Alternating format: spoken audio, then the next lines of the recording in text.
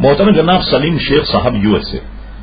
السلام علیکم. میں آپ کا ممنون ہوں کہ آپ نے ہماری ویب سائٹ اہلسنت.net پر یاد فرمایا. آپ نے یہ فرمایا USA میں ایک ایسا گروپ ہے جو یہ کہتا ہے کہ موت کے بعد کوئی زندگی نہیں، برائے کرم یہ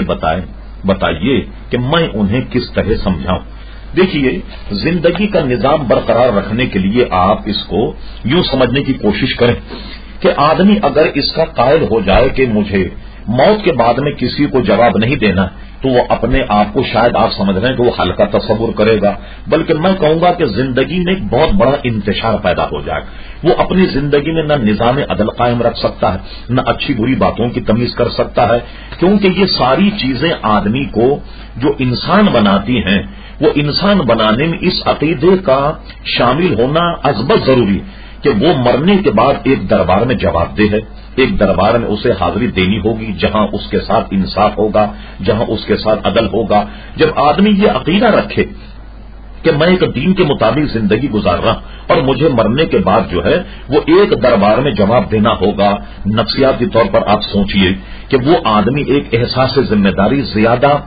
جو ہے وہ اس کے اندر پیدا ہوگا، جس میں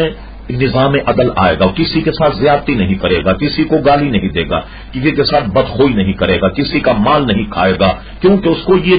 معلوم ہے کہ مجھے موت کے بعد کسی بھی جگہ گویا میری باس پولیس ہونی ہے. اب مجھے بتائیے، اگر کوئی یہ عقیدہ رکھے کہ موت کے بعد سارا معاملہ ختم، تو وہ کیا زندگی؟ وہ بالکل ایسی زندگی جیسے کتے اور گدھے اور جانور زندگی گزارتے. زندگی یہ ہے کہ آدمی نہایت عدل اور انصاف کے ساتھ زندگی میں اپنی گزارے، اور وہ اس عقیدے کو رکھے کہ مرنے کے بعد مجھے ایک دربار میں